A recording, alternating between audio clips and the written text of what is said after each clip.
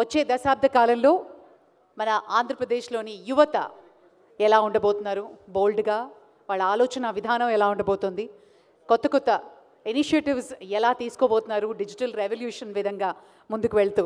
And ఈ సెషన్లో శ్రీభరత్ గారు, educationist and member of parliament, and అలాగే జయప్రకాష్ నారాయణ గారు.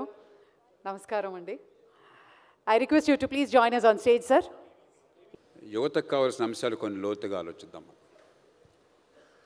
మొట్టమొదటి మీరు యువతరానికి చెందినటువంటి రాజకీయవేత్త. చాలామంది యువతకి రాజకీయంలోకి వెళ్ళాలి, దేశానికి మంచి చేయాలని కోరుకుంటుంది. అలాంటి వాళ్ళం మీరంతా రాజకీయంలో పాలు పంచుకోండి, వదిలేయబోకండి, మరి అసహించుకోబోకండి చెప్తుంటాం. మరి నిజానికి ఈవేళ మన తెలుగునాట రాజకీయం చూస్తే రెండు రాష్ట్రాలు కానీ, తమిళనాడు కానీ, కర్ణాటక కానీ 25-30 కోట్లు ఖర్చు పెట్టకపోతే మీకు అసెంబ్లీకి పోటీకి సాధ్యం కాదు. దట్స్ ద జనరల్ టాక్ అండి. అక్కడికి వెళ్ళినా సరే మరి అందరూ వింటున్నది అదే. కొన్ని చోట్ల 40-50 కోట్లు అవుతుంది అంటున్నారు. ఎంపీ అయితే 2-3 రెట్లు ఎక్కువ. రెండోది, ప్రతిభకి నిజంగా అవకాశం దొరుకుతున్న నమ్మకం లేదు చాలామందికి. ఈ నేపథ్యంలో ఏం చేయాలి? ఇప్పుడు నేను మిమ్మల్ని బోన్లో కూర్చోబెట్టలేదు, ఎందుకంటే ఈ సమస్య మన అందరిది. ఇది భారత్ సమస్య కాదు, ఒక పార్టీ సమస్య కాదు, ఈ దేశం సమస్య. మనందరం ఒక రకంగా బాధితులం వ్యవస్థలో. ఎలాంటి మార్పుని తీసుకొస్తే మనకి ఈ రాజకీయాన్ని కాస్త ప్రజల ముందు ప్రతిష్టగా నిలబెట్టగలం మీ దృష్టిలో? I tell it in different way అండి. ఇప్పుడు సంవత్సరంన్నర అవుతుంది, సంవత్సరంన్నర కన్నా తక్కువ అవుతుంది ఈ గవర్నమెంట్ వచ్చి. అండ్ దెన్ పార్టీ పొజిషన్స్ నింపాలి. కొన్ని ఇంపార్టెంట్ ఏరియాస్లో ఇంటర్నల్గా లీడర్షిప్ కోసం ఎతుకుతుంటే those who satisfy all the criteria, age, gender, caste, ఇంటర్నల్గా కూడా కాంపిటెంట్ క్యాండిడేట్స్ అనుకున్నంతమంది దొరకట్లేదు. సో వన్ సైడ్ బయట ఉన్న వాళ్ళకి ఏంటి అంటే ఇంత డబ్బులు ఖర్చు పెట్టాలి, అవకాశం రాదు, ఎంత అంబిగ్యూస్గా ఉంటుంది, వెళ్తే సంవత్సరం పడుతుందా 20 సంవత్సరాలు పడుతుందా అవకాశం రావడం అనేది తెలియదు అనేది అటువైపు. ఇటువైపు ఏంటి అంటే పొలిటికల్ పార్టీస్కి టాలెంట్ ప్రాబ్లం కూడా ఉంది ప్రతి దాంట్లో.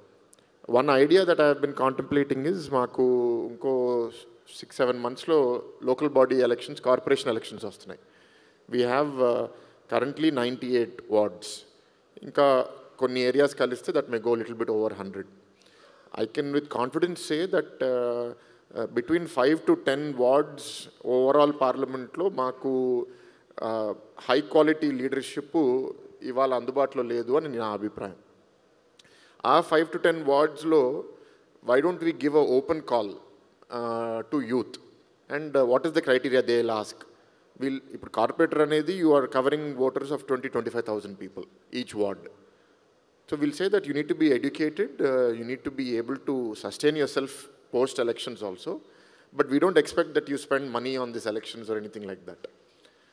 And let's see how many people will come. Ippudu vallu nizanga if we are able to get, that becomes a pipeline. And what I believe is a political party should provide umbrella or shelter to good candidates. You may not be able to find all good candidates who satisfy all honest undali, idu undali, adu undali ani. But కొందరిని ఒక 5-10% అట్లాంటి వాళ్ళని కాపాడుకోగలిగితే that becomes role models for others. For example మేము graduate MLC election before 2024 కూడా last మినిట్లో ఒక out సైడర్ని తీసుకొచ్చాం. ఈ వాజ్ అ టీచర్, విఆర్ఎస్ పెట్టుకుని మా దగ్గర డిగ్రీ కాలేజ్లో ఉన్న లెక్చరర్ జాయిన్ అయ్యారు. అండ్ ఆయన చాలా ఆనెస్ట్ మనిషి, వేపాటి చిరంజీరావు గారు అని. సార్ నేనేమి డబ్బులు ఖర్చు పెట్టను, ఓటుకి డబ్బులు ఇవ్వను, నేను ఇట్లాగే పోతాను అని. And he won with a huge majority, 17% vote share, because graduates are a little bit slightly more intellectual class and they responded to the quality of the candidate. So every constituency, every category of elections atla untadini nenu cheppalenu gaani that gave us hope that manchi abhyardhi unte dabbu okate avasaram kaadu, mancholu unna cheyochu ani. But how do you do it at scale is the problem. So ee corporate elections, if you are able to bring some youth, 5-6 people who don't have to pay a price and then become corrupt in the system, then that becomes the future hope of the party. 5 years from now, 10 years from now, they may become future MLA candidates. So that is the thinking. మీ ఆలోచన సరైనది, ఎందుకంటే local politics నుంచి leadership రావాలి. ఇప్పుడు చాలామంది మన వాళ్ళు ఇక్కడ అమెరికా వెళ్ళిన వాళ్ళు ఉంటారు, బంధువులు ఉంటారు, మిత్రులు ఉంటారు, ఇతర దేశాలకు వెళ్ళిన ఉంటారు. ఆ దేశాల్లో పొలిటికల్ ఎంగేజ్మెంట్ ఎప్పుడు స్థానికంగా ప్రారంభమవుతుంది. నిజంగా రియల్ గవర్నమెంట్ ఎప్పుడు స్థానికంగా ఉంటుంది. అంతా ప్రెసిడెంట్ ట్రంప్ను గురించి మనం ఎక్కువ మాట్లాడచ్చు, లేకపోతే ఒక గవర్నర్ గురించి మాట్లాడచ్చు, but most politics is local. చివరికి చైనా లాంటి దేశంలో కూడా, నియంతృత్వ దేశం అయినా కూడా గవర్నమెంట్ ఎక్స్పెండిచర్లో 51% లోకల్గా ఉంటుంది, హైయెస్ట్ ఇన్ ద వరల్డ్. ఒక పక్కన కమ్యూనిస్ట్ పార్టీ నియంతృత్వం ఉన్నా కూడా మనం ఏం చేసాం, లోకల్ గవర్నమెంట్స్ నిర్వీర్యం చేశాం. ఇప్పుడు మీరు 10 మంది మంచి వాళ్ళని పెడతారు, వాళ్ళు నెగ్గారు అనుకుందాం. రేపటి నుంచి మిమ్మల్ని అడగబోయేది, భరత్ గారు అసలు మేము ఏం చేయాలో అర్థం కావట్లేదు, మాకు చిన్న పని చేయడానికి కూడా లేదు, ఎందుకు వచ్చామో తెలియటం లేదు, జనం తిడుతున్నారని చెప్పంటారు. రెండోది, పార్టీల లోపల ఇప్పుడు మీలాంటి వాళ్ళు పూనుకుంటే కొంత అవకాశం దొరుకుతుంది. ఇంటర్నల్ డెమోక్రసీ లేదు. ఎవరు పెరుగుతారని చెప్పన్నది వాళ్ళ ప్రతిభని బట్టో ప్రజల్లో ఆదరణ బట్టో కాకుండా వేరే ఫ్యాక్టర్స్ని బట్టి వస్తున్నది. ఈ రెండు ఉన్నంతకాలం యువతకి ఖాయంగా మాకు నాయకత్వంలో అవకాశం వస్తుందని నమ్మకం లేదు, మంచివాళ్ళు ఎదిగే అవకాశం లేదు. ఈ రెంటిని ఎట్లా మార్చాలి, ముఖ్యంగా లోకల్ గవర్నమెంట్స్ని ఎట్లా మనం స్ట్రెంథెన్ చేయాలి, ఎందుకని జరగటం లేదు? No, absolutely అండి. So I have a counter experience for the first point. ఇప్పుడు ఏంటంటే I am part of the GVMC, Greater Vishaka Municipal Corporation. మాకు annual revenue collection is about 1,000 crores. Budget is about 4,000 crores. MP LADS 2012లో ఒక్కొక్క ఎంపీకి 5 కోట్లు చేశారు. 13 సంవత్సరాలు కూడా ఇప్పుడు 5 కోట్లే. 7 నియోజకవర్గాల్లో 5 కోట్లు అంటే నియోజకవర్గానికి 70 లక్షలు. 70 లక్షలు అంటే ఒక కమ్యూనిటీ భవనంలో ఒక ఫ్లోర్ వేస్తే 30 లక్షలు అయిపోతుంది. So our impact about that 5 crores is very limited. On the counter side, ఇప్పుడు కార్పొరేటర్లు ఇప్పుడు కౌన్సిల్లో మొన్న అవిశ్వాస తీర్మానం చేసిన తర్వాత కూటమి ప్రభుత్వం మేయర్ వచ్చారు. ఇప్పుడు ఇంటర్నల్ వర్కింగ్స్ ఆఫ్ కౌన్సిల్ చూస్తున్నాను విదిన్ ద కార్పొరేషన్. ఒక్కొక్క కార్పొరేటర్ ఇవాళ 2 నుంచి 6 కోట్లు 10 కోట్ల వర్క్స్ వాళ్ళ వార్డ్లో కార్పొరేషన్ బడ్జెట్ డబ్బులతో చేస్తున్నారు. In fact my problem is alternate. They are able to spend much more money than even an MLA or MP is able to spend directly. Because ఒక నియోజకవర్గంలో 15-20 వార్డులు, ఒక్కొక్క వార్డులో వాళ్ళు 3 నుంచి 6 కోట్లు కార్పొరేషన్లో మేయర్ మీద కమిషనర్ మీద ఒత్తిడి పెట్టి they are deserving works. But when everybody is thinking only at the ward level, then we are missing out on the picture of the city. What do I mean by that? Ivala, we are thinking of a smart traffic solution for the entire city, where we want to integrate all traffic lights, put speed cameras, so that traffic enforcement is no longer the job of traffic constables or traffic CIs. It's going to be taken care of by an AI-driven system. The cops will only be regulators. Enforcement will be done by the system. That entire system for the city, మేము estimate చేస్తే 150 crores అవుతుంది. అది అయితే entire behaviour of the city మారిపోతుందండి.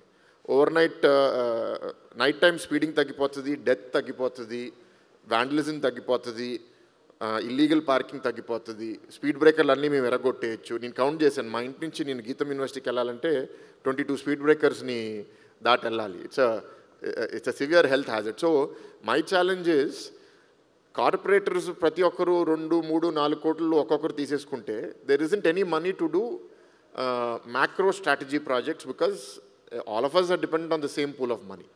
So to that extent, because మేము ఒక financially strong corporation కాబట్టి local governance is actually stronger than governance that I am able to do as a member of parliament. But సర్పంచ్లకి పంచాయతీలకి వెళ్ళినప్పుడు I understand that akkada they don't have these kinds of resources, and Vizag is the richest in the entire state kabatti our problem is to the contrary. The second point is system lo evaru competent people ni paiki ranevaru, because internal democracy unte it's a threat to them.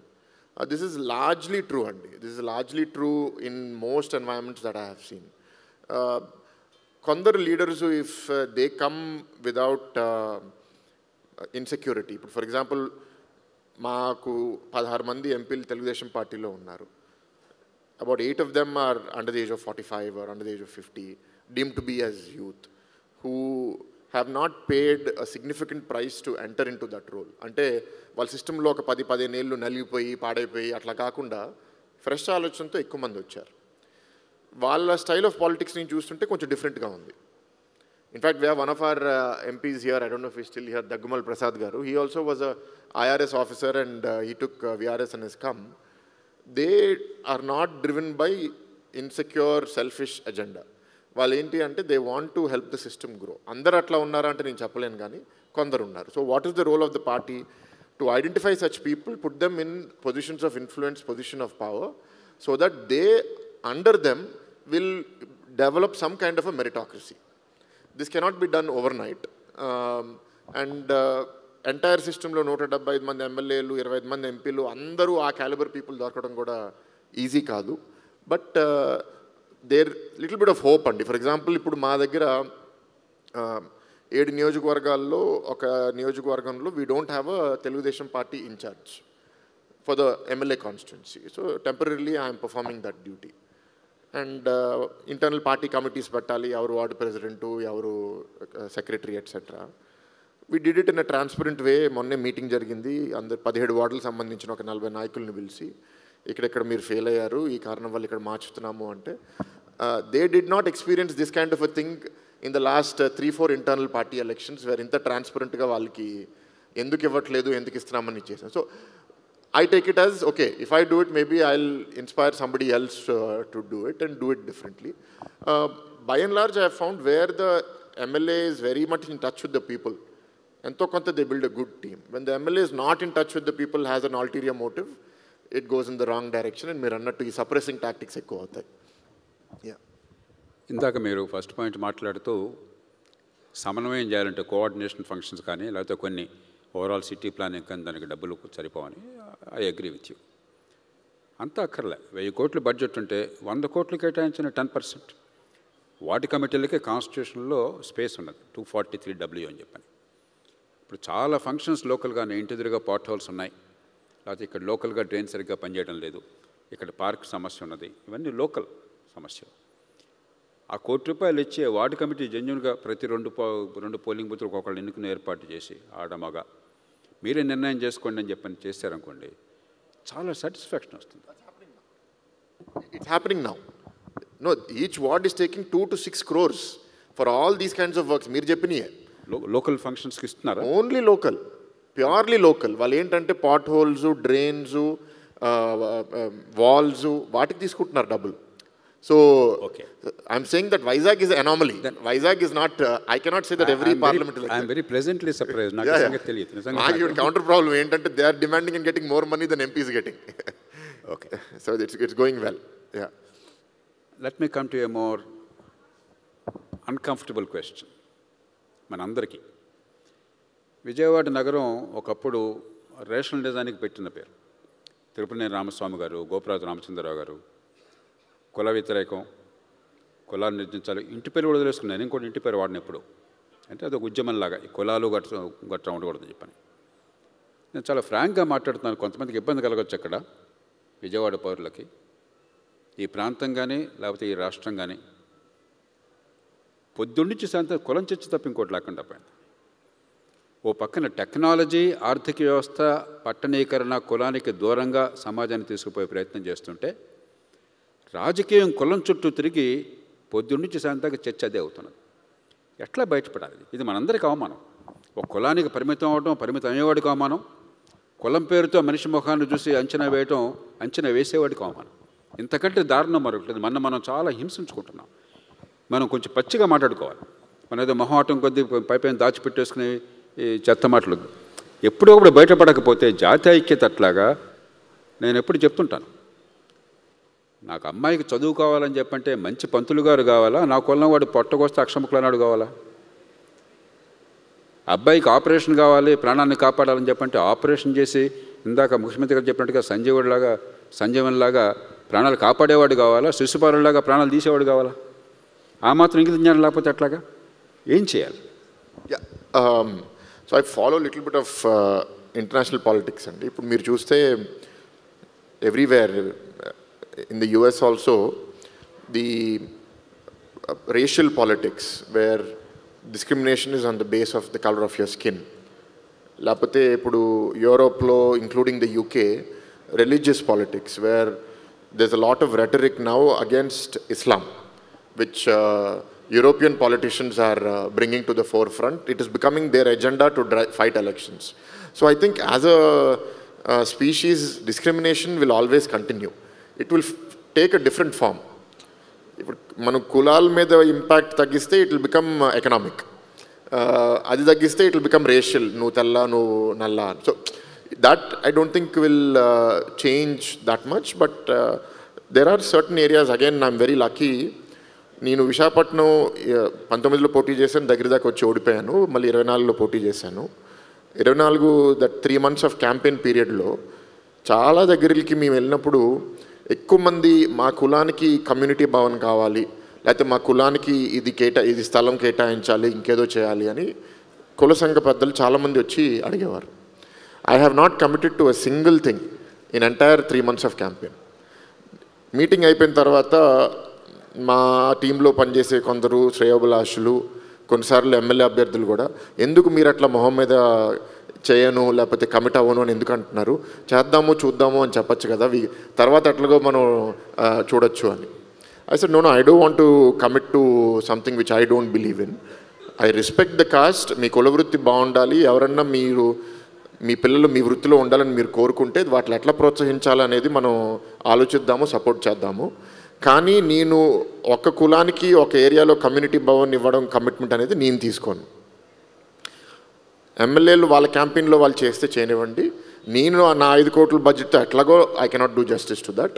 I will go based on some philosophy that I will give to schools, I will give to health clinics, but not to caste. Not that I'm against it, but I don't want to pander to caste. నేను ఎక్కడికి వెళ్ళినా సరే ఆ వృత్తి గురించి మాట్లాడాను, ఆ వృత్తికి ఇంపార్టెన్స్ ఇచ్చి. ఇప్పుడు నేను రాజకీయం చేస్తుంటే నా కులం ఈ కమ్మ కాదు, ఇట్ ఈస్ రాజకీయానికి ఒక కులం పేరు రావాలి ఇప్పుడు. Because my grandfather is a politician, I have become a politician, nothing to do with what erstwhile caste used to be. It worked in Vizag. People have accepted that rhetoric where I am not pandering to any caste. And they gave me a good majority, and ఇప్పుడు కూడా నేను అట్లాగే మాట్లాడుతున్నానండి. ఎక్కడికి వెళ్ళినా సరే I'm not discriminating against anybody, but I'm not slave to that agenda also. నేను ఓపెన్గా చెప్తున్నాను ఏంటంటే, కులం మీకు కూడా పెట్టదు కదా, you won't get fed because of your caste. మీ పిల్లలకి మంచి చదువు రావాలి, ఉద్యోగ అవకాశాలు రావాలి, అవి ఉంటేనే మీ భవిష్యత్తు బాగుంటుంది. ఉద్యోగాలు కావాలా వద్దా మీరు చేతులు ఎత్తుందంటే 90% అందరూ చేతులు ఎత్తుతారు. సో వైజాగ్లో లక్కీగా ఏంటంటే ఇట్స్ అ మెల్టింగ్ పాట్. అన్ని ప్రాంతాల నుంచి అక్కడ ఉద్యోగ అవకాశాల కోసం అందరూ వచ్చారు. So no one community or no one caste is dominant. దానివల్ల ఈ డామినెన్స్ పాలిటిక్స్ అనేది అక్కడ లేదు. అందరూ ఉన్నారు కాబట్టి, including north Indians, neighbouring states నుంచి వచ్చిన వాళ్ళు, there is more harmony, there is social harmony, and cost wise identification, discrimination తక్కువ. అది ద సేమ్ థింగ్ విజయవాడలో అట్లా ఉందా అంటే నేను చెప్పలేను, అది విశాఖపట్నంలో అట్లా ఉంది. So I'm lucky that I'm in such a place. అది ఇంకా స్ప్రెడ్ అవ్వాలి. అందుకే నేను ఎక్కడికి వెళ్ళినా సరే నేను I try to take a different stands on talking, because it's about role models అండి. ఇప్పుడు నాకు అవకాశం ఇచ్చారు ఇప్పుడు ఒక ఎంపీగా ఉండడానికి. అవకాశం ఇచ్చినప్పుడు నేను ఎట్లా మాట్లాడతాను, వాట్ కైండ్ ఆఫ్ థింగ్స్. ఇప్పుడు నా పర్సనల్ బెనిఫిట్ కోసం నేను కాస్ట్ని స్టోక్ చేయడం మొదలుపెట్టాను అనుకోండి, then I'm following prey which I see other politicians doing. వాళ్ళకి నచ్చంది రాకపోతే వాళ్ళు ఏంటంటే ఎట్లాగో వాళ్ళ caste, particularly if they belong to a caste with high numbers, ఎట్లా కాస్ట్ని ఇన్స్టిగేట్ చేసి I should use that as a blackmailing technique అని కొందరు ఉన్నారు. I cannot say no to that, but we have to counter it, you have to work on it. Vijayawada వారంతా గమనించాలి, విశాఖలో పెద్దగా కులతత్వం లేదు, ఇక్కడ ఉందని చెప్తున్నారు. ఖచ్చితంగా మనం ఆయన బ్లేమ్ చేయడం కాదు, మనం నిజాయితీగా ఎదుర్కోవాలి. ఒకప్పుడు చాలా ఆధునిక భావాలకి, సంప్రదాయం నుంచి బయటపడడానికి ఇది ఈ కేంద్రంగా ఉండింది. మళ్ళీ వెనక్కి వెళ్ళకూడదు. మీరు మంచి విద్యా సంస్థ నడుపుతున్నారు, గీతం యూనివర్సిటీ. 20 ఏళ్ల క్రితం ఒక ఉన్నత స్థాయి బృందంలో భాగంగా నేను చైనా వెళ్ళాను. అప్పటికే చైనాలో అభివృద్ధి చాలా స్పష్టంగా కొట్టొచ్చంటూ కనిపించింది, అసలు అచ్చరు కలిగట్టుగా. కానీ వాళ్ళకి ఆనాడు మన ఉన్నత విద్య మీద చాలా భ్రమలు ఉన్నాయి. మన ఐఐటీలు, ఐఐఎంలు చూసి మీ దేశంలో ఉన్నత విద్య బ్రహ్మాండంగా ఉంటుంది, మాకు బాగోలేదని చెప్పి పోయారు. మన దేశం పరువు తీలాక ఇతర దేశాల్లో మౌనంగా విన్నాం మేము. 20 ఏళ్లలో చైనా అద్భుత ఫలితాలు సాధించింది ఉన్నత విద్యలో. ఇవాళ ప్రపంచ స్థాయి యూనివర్సిటీలు అమెరికా ధీటుగా ఉన్నది చైనాలోనే. R&D కానీ, పేటెంట్స్ కానీ, పేపర్ సైటేషన్స్ కానీ, యూనివర్సిటీ ర్యాంకింగ్స్ కానీ. మనకు కొన్ని మీలాంటి వాళ్ళు ప్రయత్నం చేస్తున్నా కూడా పాఠశాల విద్య అధ్వాన్నంగా ఉంది. ఈ మధ్య గణాంకాలు చూస్తే 14-16 సంవత్సరాల మధ్య ఆంధ్రప్రదేశ్లోనే చూస్తే 140 మంది 45 మంది పిల్లలకి 14-16 సంవత్సరాలు అంటే 10వ తరగతి స్థాయిలో పిల్లలు రాత్రి 9 గంటలకు పడుకునే పొద్దున 5 గంటలకు లేచావా, ఎన్ని గంటలకు పడుకున్నావంటే చెప్పలేకపోతున్నారు. నిజమైన అంకెలి, ఊరికే కళ్ళబొల్లి మాటలు కాదు, నిజమైనటువంటి సర్వేలు. 100కి 10 మంది మాత్రమే 10,000 రూపాయలకు వస్తువు మార్కెట్లో అమ్ముతా అన్నాడు, 10% డిస్కౌంట్ ఇచ్చాడు. ఎంత డిస్కౌంట్ వస్తుందంటే 100కి 10 మందే చెప్పగలుగుతున్నారు. డబ్బు తిరిగి కట్టాలి, వడ్డీ డబ్బులు కట్టాలి, 10% వడ్డీ ఎంత కట్టాలంటే 100కి 10 మంది చెప్పగలుగుతున్నారు. ఎప్పుడైతే ఫౌండేషన్స్ పోయినాయో స్కూల్ విద్యలో, కాలేజీకి వాళ్ళు వచ్చిన తర్వాత చాలా బలహీనం అవుతుంది. చాలా కాలేజీల్లో డిగ్రీలు కూడా మొక్కుబడిగా ఇస్తున్నారు. మీకు తెలుసు, ప్రపంచం అంతా మీరు చూశారు. ఇందాక ముఖ్యమంత్రి గారు మళ్ళీ పదే చెప్తున్నారు, వారు చెప్పింది పూర్తిగా వాస్తవం. టెక్నాలజీ యుగం ఇది, అద్భుతమైన అవకాశాలు ఉన్నాయి. దానికి తగ్గట్టుగా మేధస్సు వికసించకపోతే, తెలివితేటలు ఉన్నా కూడా ఈ దేశంలో మనం అనుకున్నది కానీ కూడా గాలి మాటలు అవుతాయి. మీ దృష్టిలో ఒక విద్యా సంస్థ నడుపుతున్నటువంటి విద్యావేత్తగా, ప్రపంచాన్ని చూసిన వాడుగా ఏం చేస్తే బాగుంటుంది? ప్రభుత్వం కానీ లేకపోతే విద్యా సంస్థలు కానీ ఏం చేయాలి ఇప్పుడు? అంటే మీరు అన్న ఫస్ట్ పాయింట్, స్కూల్ ఎడ్యుకేషన్ బాగాలేదు అనేది 100% ఐ అగ్రీ అండి. But school education problem is a much bigger beast to solve. So నేను నా శక్తి దాని మీద అంత పెట్టలేకపోతున్నాను. హైయర్ ఎడ్యుకేషన్కి వచ్చేసరికి ఇవాళ ఇండియాలో gross enrolment ratio is about 30%. అంటే 100 మంది 12th class intermediate second year పూర్తి చేస్తే దాంట్లో 30 మంది కాలేజ్కి వెళ్తున్నారు. అది నార్దర్న్ స్టేట్స్లో కొంచెం తక్కువ, సదర్న్ స్టేట్స్లో కొంచెం ఎక్కువ ఉంటుంది. మన దగ్గర బహుశా ఆంధ్రాలో 40% అట్లా ఉంటుంది. ఆ 40%లో కాలేజ్కి వెళ్ళిన వాళ్ళు డిగ్రీ పొందుతున్నారు. కానీ ఎంతమంది నిజంగా వాళ్ళ డిగ్రీకి సంబంధించిన నాలెడ్జ్ నేర్చుకుంటున్నారు అంటే maybe not more than 15%. 85% of the people degree ఉంటుంది, నాలెడ్జ్ ఉండదు, స్కిల్స్ ఉండదు. దానికి అనేక కారణాలు ఉన్నాయి.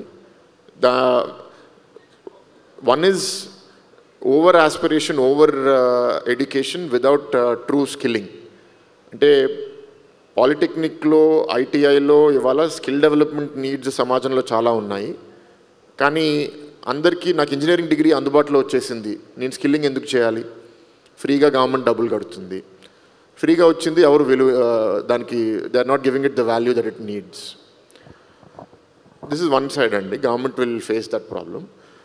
సరే, ఈ సిస్టమ్ మార్చడం కష్టము. How do we bring excellence? మీరు అన్నట్టు చైనాలో they have done 2 major projects. I think around 30 years ago they have project numbers ఉంటాయండి, 987 అట్లా.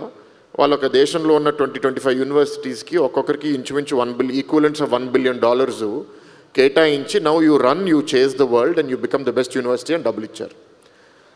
ఆ ఫస్ట్ మోడల్లో కొన్ని ఫెయిలియర్స్, వీక్నెసెస్ ఉంటే ఫైన్ ట్యూన్ చేసి మళ్ళీ ఇంకో ప్రాజెక్ట్ స్టార్ట్ చేసి దాన్ని, I think first time it was a bigger list of university, second time they made it smaller, వాళ్ళకి మళ్ళీ డబ్బులు ఇచ్చారు. నౌ ఇప్పుడు మీరు గ్లోబల్ టాప్ 100 ర్యాంకింగ్స్లో చూస్తే China almost has 10 universities in the global 100 rankings and they're doing an excellent job in R&D and for example now they're miniaturizing the nuclear battery. So అది కానీ నిజంగా వాళ్ళు సక్సెస్ అయితే a drone can go up and need not come down for 50 years. So imagine that level of technology advance. Definitely we are lagging behind in that. రెండు కేంద్ర ప్రభుత్వం, రాష్ట్ర ప్రభుత్వం చేయాల్సింది ఏంటంటే, ఒకటి బడ్జెట్ ఇవ్వాలి. అక్కడ ఆటోక్రసీ, ఇక్కడ డెమోక్రసీ. డెమోక్రసీలో lot of budget goes towards welfare schemes. So money availability to invest in to infrastructure, into education is limited. That is one side of the challenge in the democracy. The other is, సరే డబ్బులు మనం అనుకున్న విధంగా ఇవ్వలేకపోతున్నాము, how do we deregulate? That is a serious problem. ఏంటంటే ఇవాళ deemed యూనివర్సిటీగా గీతం ఉన్నా సరే మేము రాష్ట్ర ప్రభుత్వం పరిధిలో లేము. డీమ్డ్ యూనివర్సిటీలో కండిషన్స్ కూడా they are not good enough, they need to change. అంటే they are being written by people who have a very regulative, అంటే వాళ్ళ సైడ్ ప్రాబ్లం మనం అర్థం చేసుకుంటే, ఇవాళ 50,000 ఇన్స్టిట్యూషన్స్ భారతదేశంలో ఉన్నాయి. దాంట్లో 1,500 యూనివర్సిటీస్ ఉన్నాయి. వాళ్ళల్లో నిజాయితీగా నేను స్టూడెంట్కి వాల్యూ ప్రొవైడ్ చేయాలి, నాన్ ప్రాఫిట్గా నడపాలి as per the legal rule will not be more than 3-4% of the institutions. 96% of the institutions లీగల్గా non profit, but in practice for profit. వాళ్ళు కిక్ బ్యాక్స్, డొనేషన్స్, సిస్టర్ కన్సర్న్స్తో అగ్రిమెంట్స్. సో దానివల్ల వాళ్ళ మీద view కూడా ఏంటంటే వీళ్ళందరూ దొంగల్ని మనం కంట్రోల్ చేయాలి, కంట్రోల్ చేయడానికి రెగ్యులేషన్ స్ట్రిక్ట్గా పెట్టాలి. So way do we break this cycle? Sometimes I question the regulators. Does a bad regulation create a bad institution, or does a bad institution create bad regulation? And this is a two-way problem. Overnight, ఇప్పుడు మనం దీన్ని మార్చలేము. One thing that I have been considering seriously is that a select group of institutions, in spite of these negative conditions, maybe 20, maybe 30 universities in the country, are shining in spite of bad regulation. వాళ్ళని identify చేసి మీరు వాళ్ళని డీరెగ్యులేట్ చేయండి. ఎట్లా మీకు చెప్తాను, మీకు example, very simple things, డబ్బుతో సంబంధం లేదు. మాకు ఇప్పుడు vice chancellor we can only give 2 terms. Suppose the vice chancellor is really good, this rule doesn't permit me to give 3rd term. Pro vice chancellor 65 age limit కన్నా recruit చేయడానికి లేదు అని పెట్టారు. Central institutions, AIIMS, IIM, IIT, వాళ్ళ retirement age 65. So 65కి వాళ్ళు retire అయ్యి ఇంకో 5 ఏళ్ళు వాళ్ళలో ఎనర్జీ ఉంటుంది సర్వ్ చేయడానికి. నేను వాళ్ళని ప్రో వైస్ ఛాన్సలర్గా ఇన్వైట్ చేయాలనుకుంటాను. The current rule does not permit it. So when a private university is willing to recruit somebody, why should you put an age limit? So these kind of prescriptive conditions, I have actually a detailed policy note that I am working on. I will work with the central government. ఇది మనం implement చేస్తే ఏమవుతుందంటే, these leading 30 universities which are good intentioned but slow will start accelerating. ఇప్పుడు మా దగ్గర 30,000 మంది students ఉన్నారు, మా మోడల్ బాగానే ఉంది. మేము ఒక 80,000 లక్ష స్టూడెంట్స్కి వెళ్ళామనుకోండి, many more students are getting value. And then the government starts noticing that they're able to demonstrate results once we remove constraints. Then why don't we try this same formula in some other case? It becomes scalable. Appudu quality improvement anedi automatic ga avutadi. I think they have the willingness to do. You have to present it in the right format. I want to go and be one of those people who drives this change. మీరు అన్నది పూర్తిగా వాస్తవం. Over regulation అనేది మనం చంపేస్తుంది. చాలా ఏళ్ల క్రితం 20 ఏళ్ళు అయింది అనుకుంటాను, 24 ఏళ్ళైంది.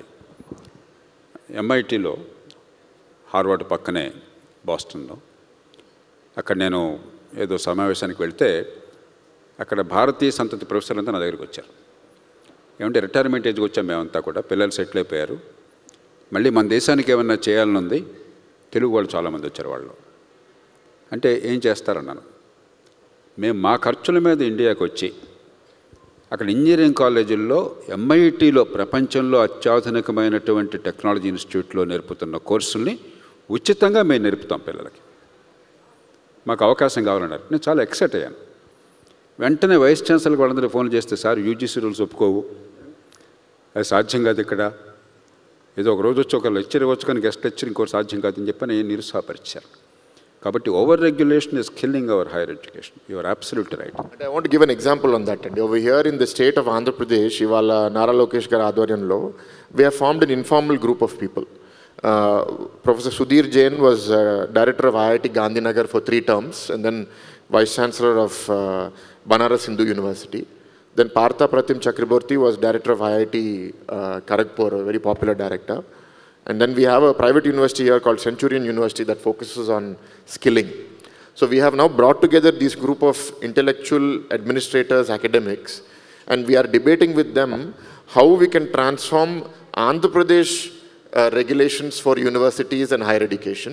I am reasonably confident in 1 year we will have a good draft with the minister, and then it is his prerogative to decide what to implement, what not.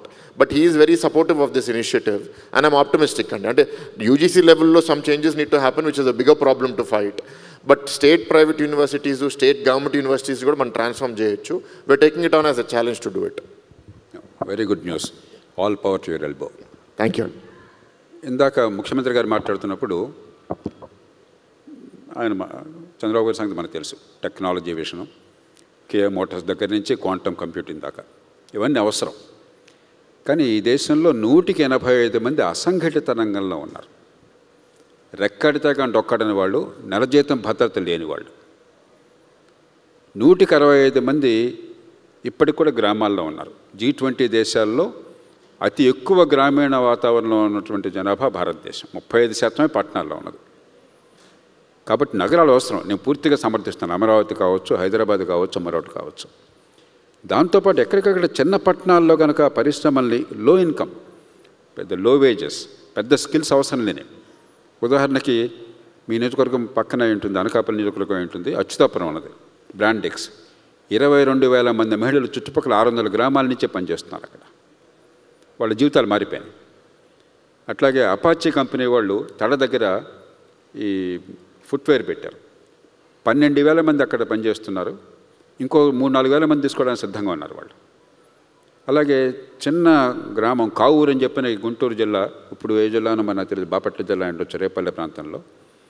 అక్కడ సాఫ్ట్వేర్ వారు 175 మందిని ఎంప్లాయ్ చేశారు. మొదట్లోనే మనూరుగా చేశారు. ఇప్పుడు లాభాలు ఎక్కువ ఉన్నాయి పట్టణాల కంటే.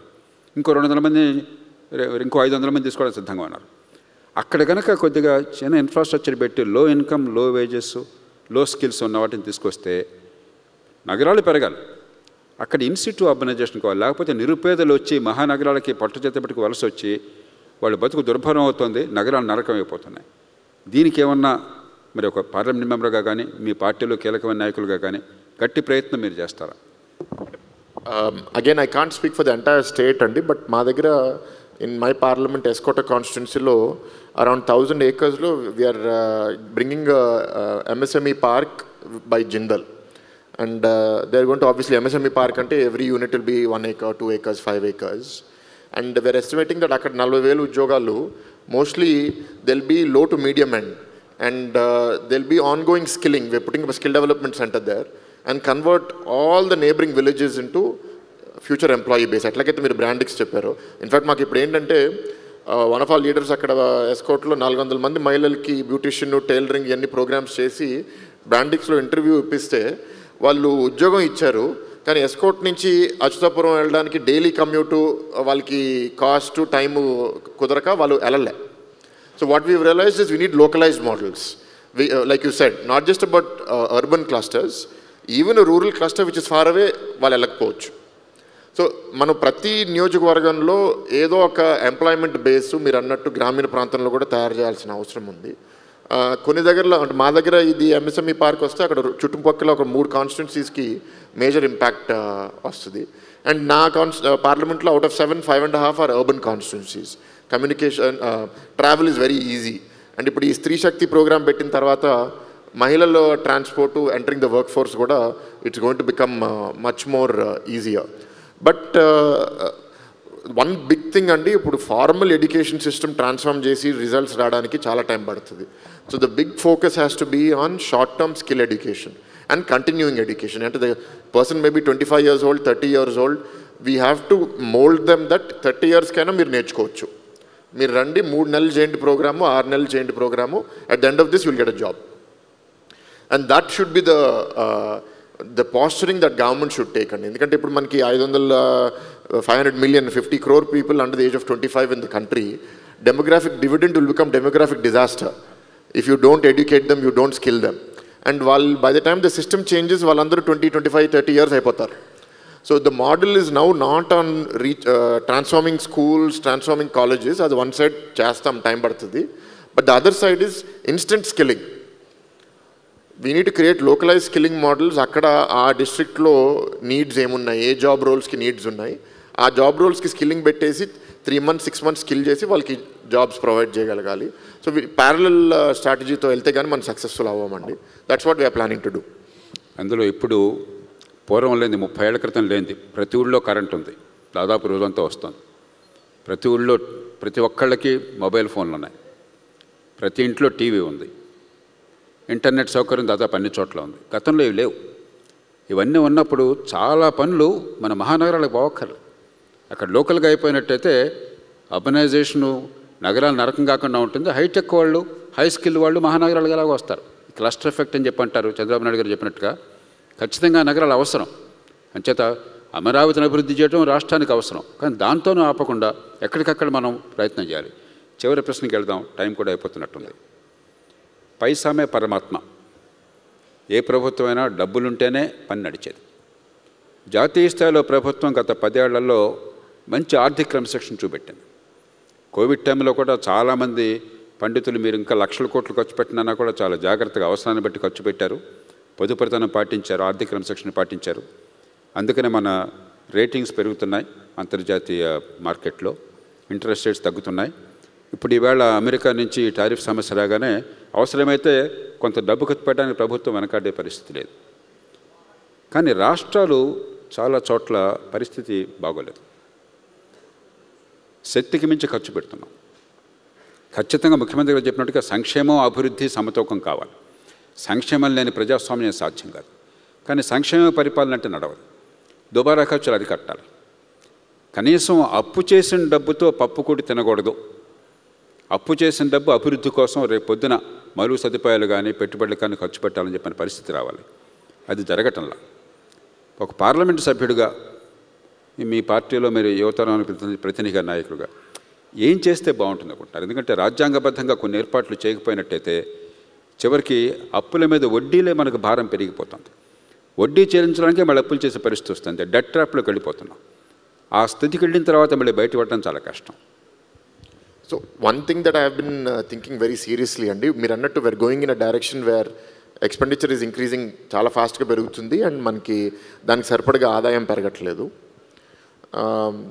2 విధాలుగా నేను ఆలోచించేది ఏంటంటే, ఒకటి మన existing laws rules create lot of room for corruption and misinterpretation. ఎందుకంటే ప్రతి గవర్నమెంటు ప్రతి ఆఫీసరు పాత కండిషన్స్ మీద కొత్త కండిషన్ యాడ్ చేస్తారు, కానీ పాత కండిషన్ ఇంకా ఇవాళ సమాజంలో అది వర్తిస్తుందా, వర్తించకపోతే అది ఉండాలా, తీసేయాలా. ఇప్పుడు ఫర్ ఎగ్జాంపుల్ ఏదో బాయిలర్ యాక్ట్లో దేంట్లోనో ఈ డోర్ పెయింట్ వైట్లో ఉండాలంటారు, మీరు గ్రీన్లో పెయింట్ వేస్తే అది తప్పు. అది ఎందుకు వైట్ పెయింట్ ఎందుకు గ్రీన్ పెయింట్ అనేది ఆలోచించేవాడు ఎవడు ఉండడు. ఇంకా అది వాళ్ళ అవసరం లేనప్పుడు తీసేయచ్చు దాన్ని. మాన్యువల్గా ఎక్సర్సైజ్ చేయాలి అంటే it's a serious problem. What I am suggesting we're discussing in a small group is subject area experts, officers, entrepreneurs, politicians తీసుకొచ్చి if we are able to use AI, because generative AI engines have become so good, all of our acts, laws, rules, legal presidencies అంటే court వర్డిక్ట్స్ మనం దాంట్లో feed చేసి రిడెండెన్సీస్ తీసేసే, ambiguity తగ్గించేసే, దీన్ని shorten చేసి ఇవ్వు అంటే 1000 papers worth of rules can become 100 pages అండి. చాలా సింపుల్ అయిపోతుంది. ఎప్పుడైతే మనకి ఇంటర్ప్రిటేషన్ సింప్లిఫై అయిపోతుందో డిలే ఇన్ పర్మిషన్ తగ్గిపోతుంది and extortionism, rent seeking mind set కూడా సిస్టంలో from politicians or from officers తగ్గిపోతుంది. సిస్టమ్ ఎఫిషియన్సీ పెరిగినప్పుడు more wealth is there in the system to use for other things. ఇప్పుడు దేశ బడ్జెట్ 48 లక్షల కోట్లు, రాష్ట్ర బడ్జెట్ 3 లక్షల కోట్లు. దాంట్లో ఎంత డబ్బు ఎఫిషియెంట్గా ఖర్చు అవుతుంది అనేది మనం కానీ యూఎస్లో అది ఈలాన్ మస్క్ డోజ్ లాగా చేసినట్టు మనం కూడా ఇక్కడ అనలైజ్ చేస్తే మనకి చాలా ఇన్సైట్స్ వస్తాయి where we can save money. That is the first step. మీరు అన్నది ఏంటంటే మనం ఖర్చు ఎట్లా తగ్గించాలనేది ఒకవైపు అయితే, ఐఎమ్ సెయింగ్ ఉన్న సిస్టంలో వీ కెన్ బ్రింగ్ సేవింగ్స్.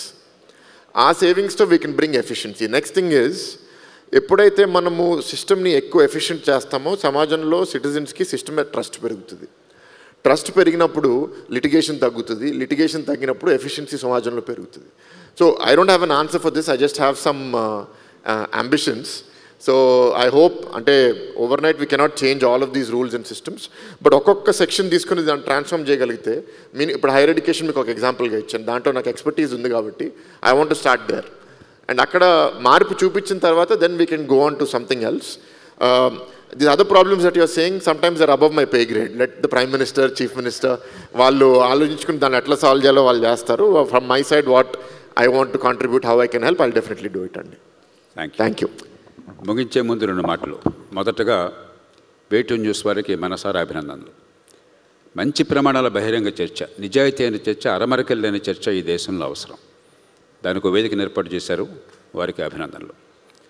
2, మనందరం రాజకీయాలను ద్వేషిస్తున్నాం. చాలా తేలిక గడ్డలు వేయటం, తిట్టడం. మళ్ళీ అదే సమయంలో కనిపిస్తేనేమో వంగి దండాలు పెడతాం. ఈ పద్ధతి పోవాలి. అతి వినయమో అక్కర్లేదు, మనం బాంచను కాలుమోక్తా ఉండాల్సిన అవసరం లేదు, అలాగే అవమానించడం అక్కర్లేదు. రాజకీయాన్ని తిరస్కరించడం, తిట్టడం అన్నది మనం అవమానించుకోవటం.